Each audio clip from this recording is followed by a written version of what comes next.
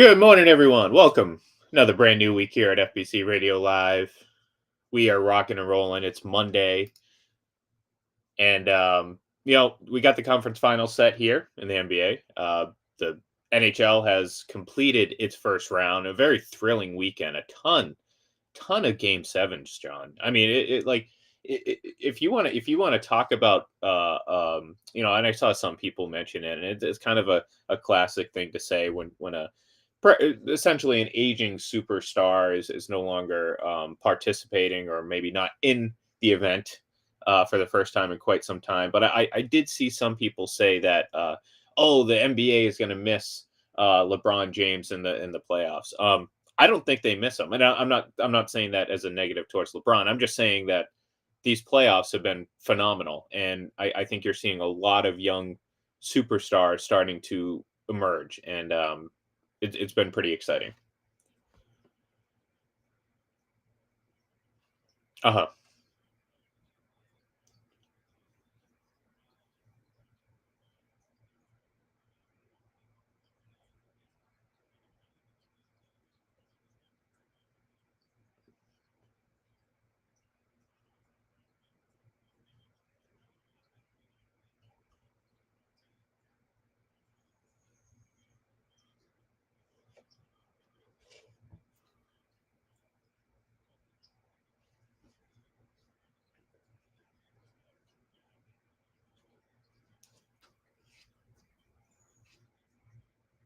Yeah.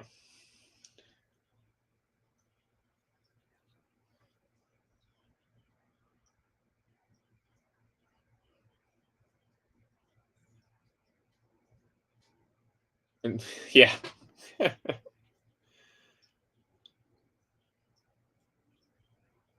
Yeah. Yeah. I like that. See, yeah, see, I like that. Again, especially, look, it could been it really could have been a lot worse for the NBA. You could have seen, really just kind of lackluster series. There could have been zero drama, and then there would be some legitimate reason as to say that, oh, it's a little bit different without LeBron. But like, right from the get go, you have a team like the Nets that gets swept out, which that's great for a majority of fans. I would say that a lot of fans enjoyed seeing the Nets lose, regardless of what team it was. Like, I know they're not a whole ton of Celtics fans out there, but certainly there would be enough out there that hate the Nets that actually enjoyed that. And then again, you talk about the young stars, and what did we talk about specifically Jason Tatum before these playoffs kind of started? Because the discussion around him was, oh, he's already a top five player. So our what you did specifically was, you listed players that you thought were in the top five, and we obviously came to the conclusion that maybe that's a little bit premature, but that's not a knock on Jason Tatum. That's kind of just showing respect for the players ahead of him. And then we kind of talked about his superstardom, and I think we both came to the conclusion that, well, for him to take that next leap, he's got to he's got to perform in the playoffs. And so far, John, I would say he is, with a few moments where you're like, okay, Jason, come on. But for the most part, he's answering the call at every turn in every fashion.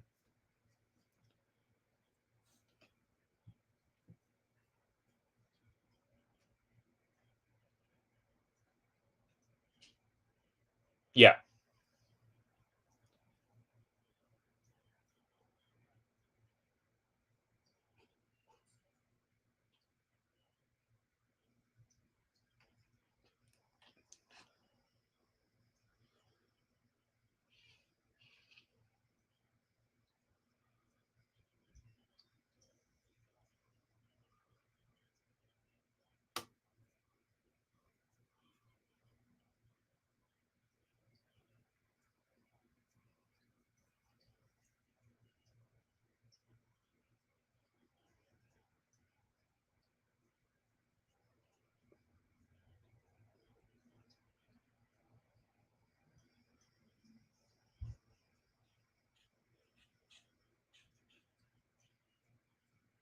Oh yeah. Well,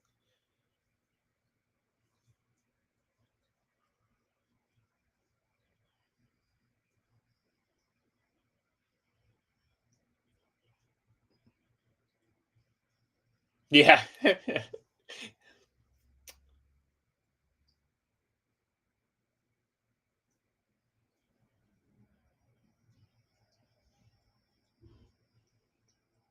Well, and that's the thing too. We'll get to see those two guys go head to head, in that sense, and that would be a fascinating series. Obviously, I agree with you. I think obviously, the Warrior Celtics series has been kind of brewing for several years now. There are a few opportunities. There was, as crazy as it sounds, there was opportunities when the Celtics team wasn't as good, but they were just overachieving.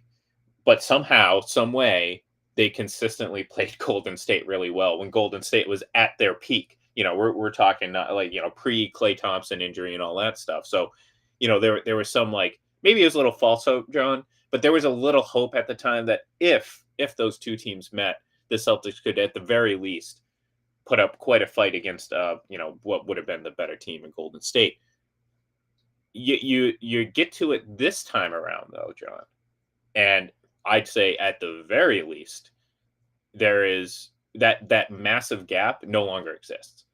Maybe Golden State, and again, they they were down 55 points just a few nights ago. So this team isn't what it was, but you cannot discount the championship fortitude, or so to speak, and what this team has accomplished in the more recent history, because I think that does go a long way. Especially, it's not like this team is lacking talent. They still have Steph Curry. You know what I mean? They still have the ability to do what they do. They're just not so far and ahead above everyone like they were a handful of years ago. And I think if these two teams meet, I mean, again, you can make an argument that the Celtics may be better, but it's going to be fascinating either way, whatever matchup ultimately comes to fruition.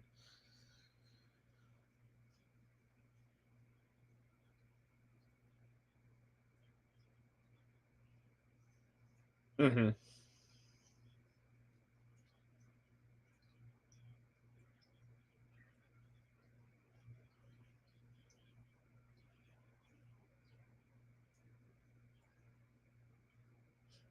Hmm.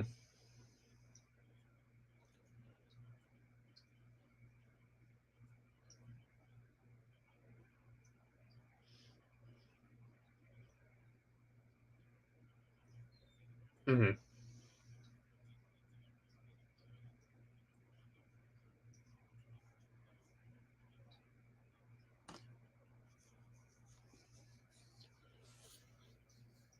Yeah.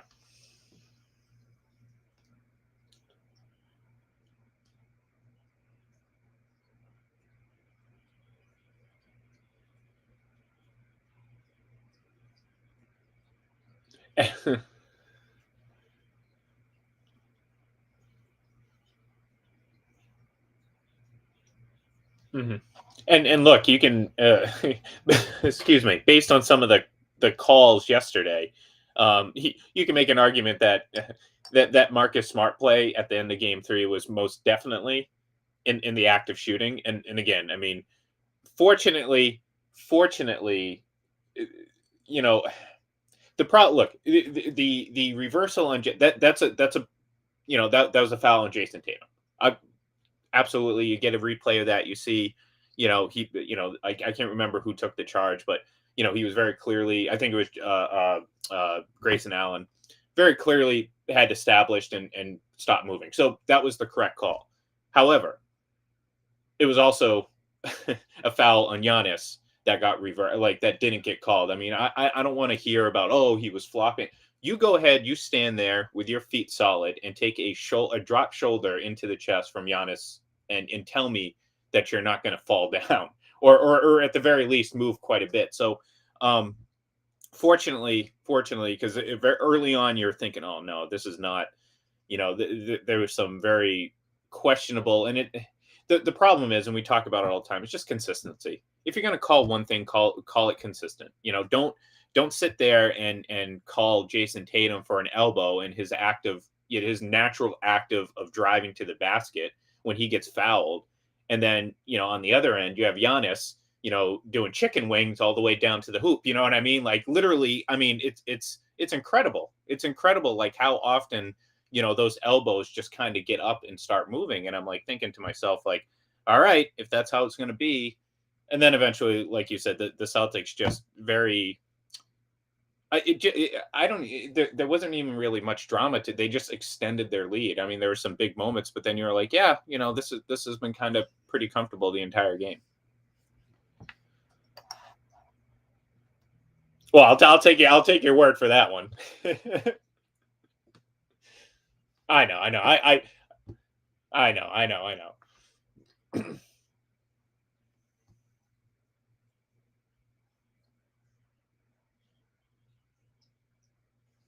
Yeah,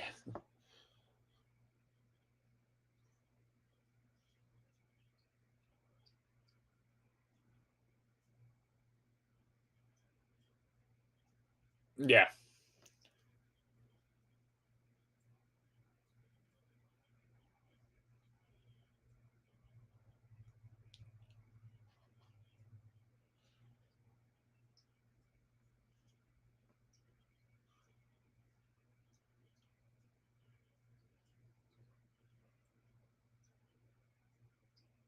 yeah,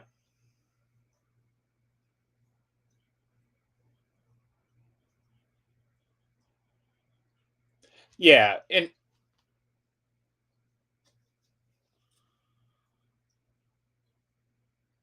oh, the hip check, and I mean, it wasn't even like it wasn't even like they were fighting for the ball. Like he just went in and just made contact, and it's like, yeah, and you're thinking like, and you're thinking like, okay, what, why is that happening? And you see that sometimes, and look, I think he gets flustered when he's not like, for whatever reason, I don't understand why he didn't keep going to the basket, because like we were talking about that first quarter, you're starting to think, okay, they're going to let him be physical. That's just how it's going to be. And for whatever reason, he stopped. Now, again, you can credit the Celtics defense for better, switching and just better team defense that kind of prevented that. But once he stopped doing that, all of a sudden it's like, okay, now he's taking, I don't know what that 3-pointer the attempt that he made was like. I mean, he thought for like 30 seconds. It's like, what are you doing? Like, you got to be more consistent. So I think if he's not getting to the rim and not getting those foul calls, I mean, I know he's not a great free throw shooter, but even just getting to the line is enough to kind of keep all that momentum and keep that energy on their side. And Giannis just wasn't doing that. And like I said, I mean, maybe he did think that maybe he was going to start getting some fouls called against him. I mean, look, we can go through every single game and say, look, he probably should be called for like 4 charges every single game, but it doesn't happen. And that, well, I mean, again, I get which sometimes people looking to see, like, see, look, he does get called, but that kind of speaks to the number, like, of like the refs eventually have to call at least one of them. I mean, you know what I'm saying? Like sometimes they have no choice. Like I know they don't want to, like you don't want to, have your star players with 4 fouls before the first half, like the end of the first half. Like you just don't want that. That's bad business for the NBA. So to sit there and suggest that stars are going to get a little bit more favorable treatment, yeah, that makes sense. I'm not saying it's a grand conspiracy, but yeah, it makes sense because, well, your league would be kind of boring if all your star players fouled out all the time. Um, yeah, like yeah,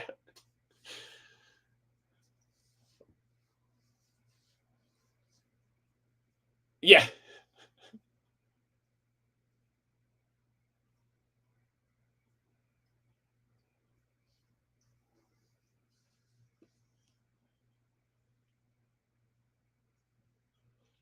yeah. Well, that's what I.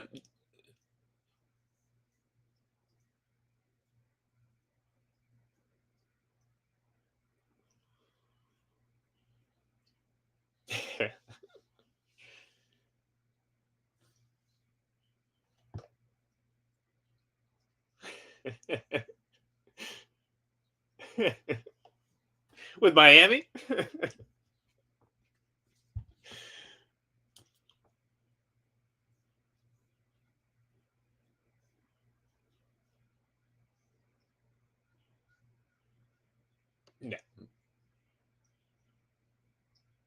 Yeah.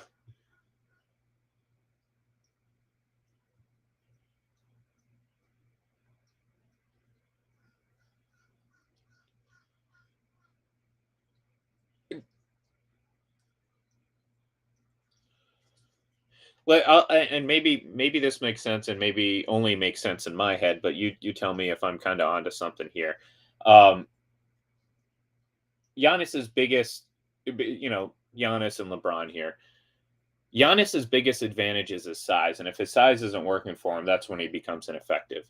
Obviously, LeBron's advantage is also size, but he doesn't need his size to be a fat. And I think that's ultimately the difference because once you saw, because look, I don't think Giannis is a great driver to the hoop. Like I think a lot of his what he does it originates from, well, you got this just monster of a guy who is better than normal ball control for a guy of his size. I'm not saying he doesn't, but I look at what he does and how he drives to the hoop, and it's like, yeah, every NBA player is going to have moments where they're going to put up some these great drives, but I feel like his advantage comes mostly from his size, and when he can create that advantage, he can create shots, and that wasn't happening yesterday, especially when he started going to hoop. So now you saw, easy layups being missed, which again, I mean, I think he just kind of got a little flustered. LeBron is different. Yes, his size is a huge advantage, but if his size isn't working for him, like he can create his own shots going to the ring. You know what I mean? That's to me a little bit of a difference between the two. And obviously, ultimately leads to a situation where no one's going to sit here and blame Giannis for losing because of what he did all season. I mean, what was it? 200 points, 40 rebound, basically. Yeah, yeah. Oh, it's absurd. But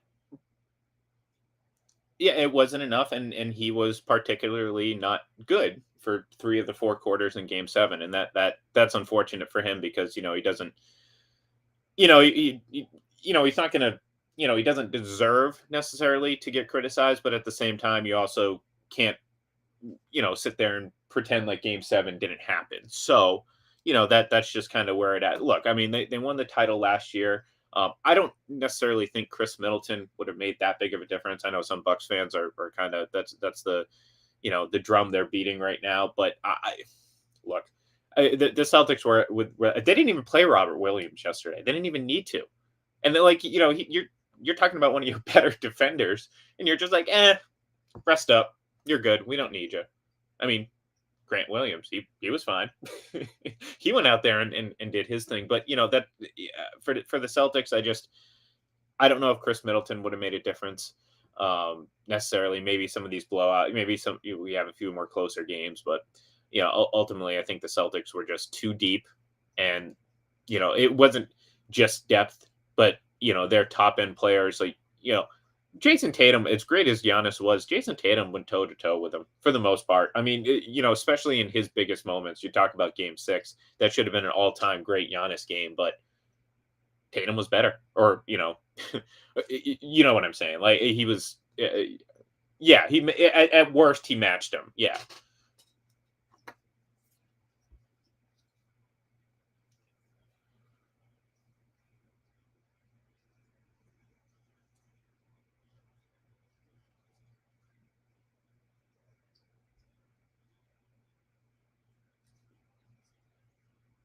Mhm.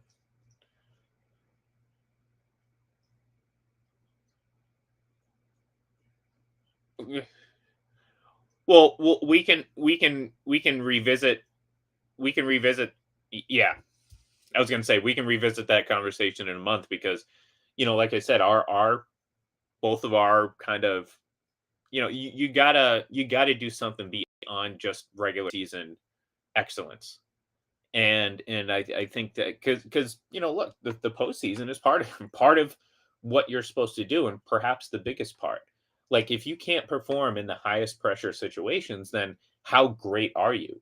You can be supremely talented. You could have great moments, but are you truly great if you don't elevate your game? In the biggest moments, and that's what we're seeing from both of those guys right now.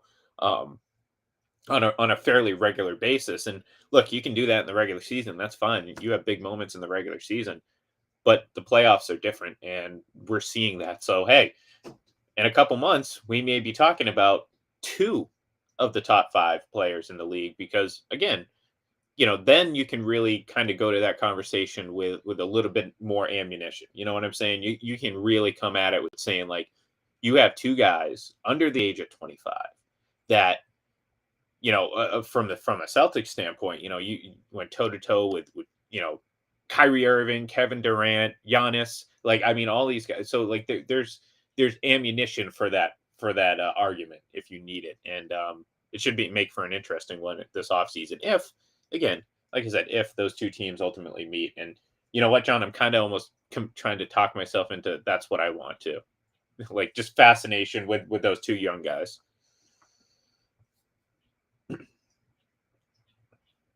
Yeah.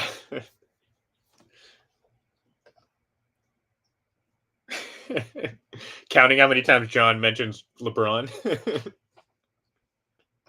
Yeah.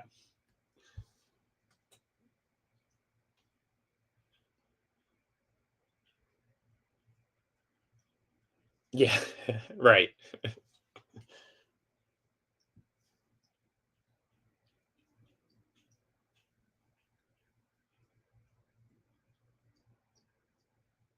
Yeah, but real quick, are LeBron guys really Lakers guys though?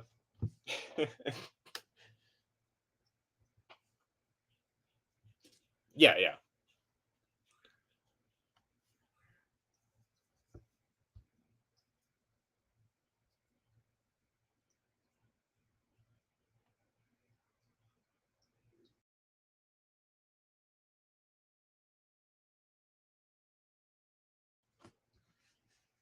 Mhm.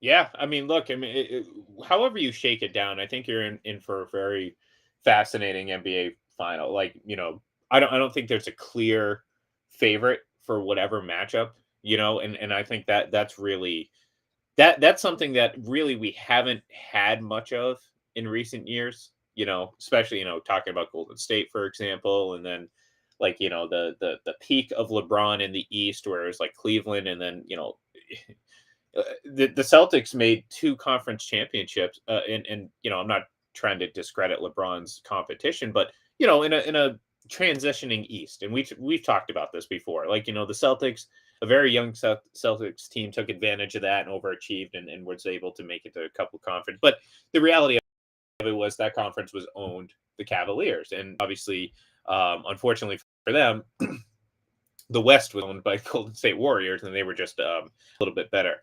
But so for the most part, we haven't had this much. Like whatever matchup ultimately happens, like I dare it say go 6 or 7 because I really wouldn't know. I mean, obviously I'd pick the Celtics because of my own personal bias, but from a pure X's and O's standpoint, so to speak, uh, I'd be hard pressed to pick a favorite.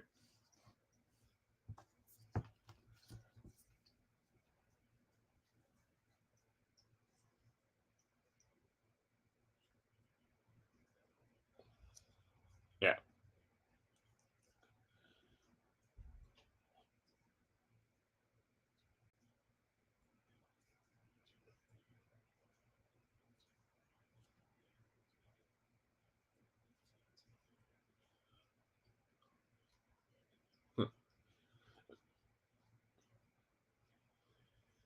Yeah.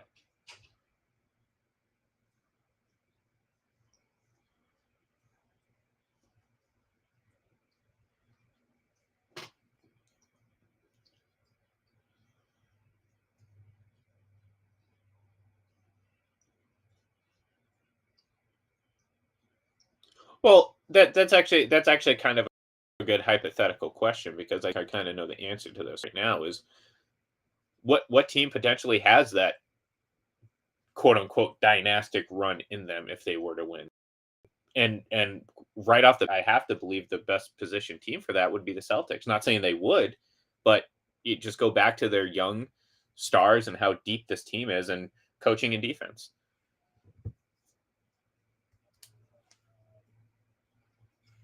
Yeah, who on any given night can be the best player on the court. Like when Jalen Brown is at his like absolute best, I mean, he's just I mean he's incredible. I mean, you see him knock down threes. I mean, he has somehow has this ability to just work through traffic to the hood and just I mean it's pretty incredible. So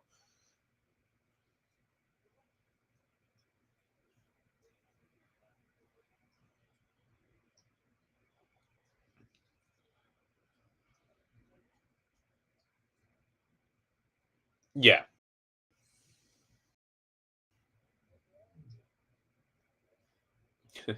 well we're gonna say I was gonna say go take a step back for a second. What you just said about Dallas. How long have we said this about the Dallas Mavericks? I believe my entire life they've been saying, "Oh, they just need a second player." You know what I mean? It's kind of like the Bruins in the NHL. It's like, "Oh, they just need this." Well, yeah. Well, we've been saying this for 15 years. And like, look, Dallas, had Dirk Nowitzki. Obviously him and Steve Nash when they're much younger. But the whole thing with Dallas was, "Oh, we just need to get him that second guy," and good for them. They were able to win one championship, but it's hard. Yeah, well, that was I'll remind you every given chance. Um, but yeah, like you going back and thinking about it, it's like, man, you have a player as great as Dirk was, and you only were a championship team once. That seems like I'm not trying to say that winning is easy, but it's kind of the same. You're. If I were a Mavericks fan, let's just put it this way, I'd be very worried that you were falling into the same trap, so to speak, where it's like, so that's why to me, I look at like as great as Luca is, and kind of to what you said just a few minutes ago, they're the team that's lacking like coaching. I think Miami, Boston, right up there. I think Steve Kerr is a fine coach. I've always kind of felt that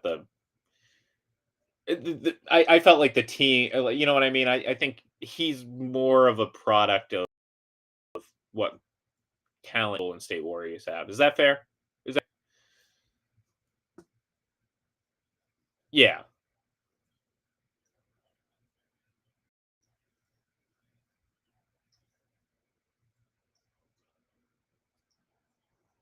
Hmm.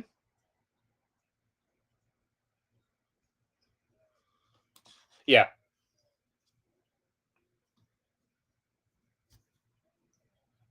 yeah,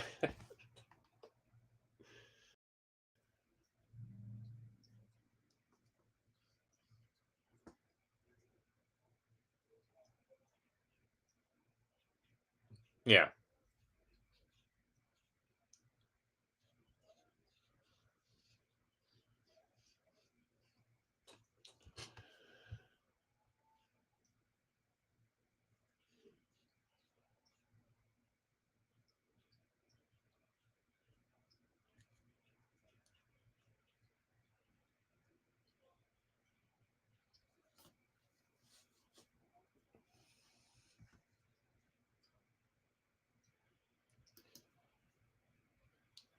What do you? And this actually comes from someone watching on YouTube, but they asked, "Can the Mavs or do the Mavs have any chance of beating the Warriors?" I say absolutely. I mean, this isn't this isn't a like we've been saying, this isn't a 2016 Warriors team.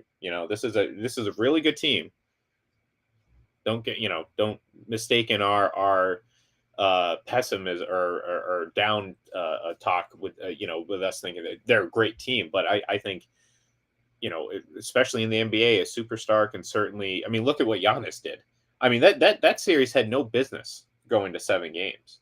When we sit back and actually look at it, but Giannis was capable of doing that. Now, I don't think it's going to be lopsided. Certainly not that. I think Dallas is a better team than Milwaukee right now, or at least has more of a more depth and better coaching. Like I don't know about you, John, but not a big fan of Budenholzer.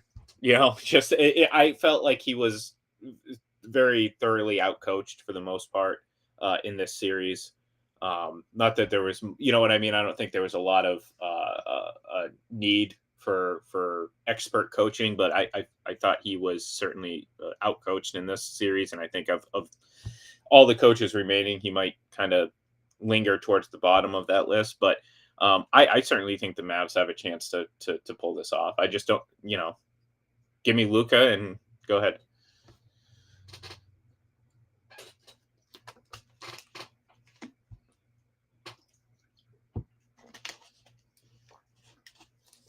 Yeah,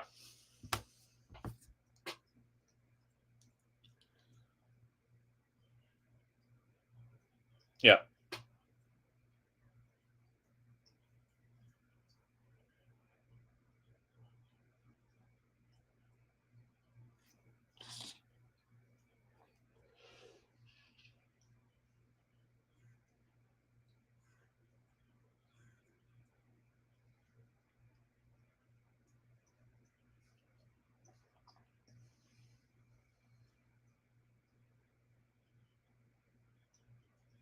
Mm. Yeah, yeah. So, all right, that's gonna do it for us here today. It's just about, excuse me, it's just about 10 o'clock. I just drank a whole bunch of water, a little bit too much actually. I was trying not to choke on the microphone. So, um, Celtics kick off their series tomorrow. We didn't get too much of a chance to talk about hockey, but we'll certainly do that on Wednesday, and we will discuss obviously game one and talk about more of what we think is going to happen. Real quick, I guess, John, you want to make a pick? Not who you want to win, but who do you think is going to win these two series? Okay, well, yeah, like you were talking me into wanting Dallas and Celtics, but I do think the Celtics and Golden State are both going to advance in this one. And look, that's going to be a pretty darn good final if it comes to fruition. So, thank you everyone for tuning in. Give us a follow on Twitter at FPC Radio Live, at Full Press Radio, and of course head over to fullpresscoverage.com and check out all the great stuff, content, podcast, video that's going on over there. Thank you everyone. We'll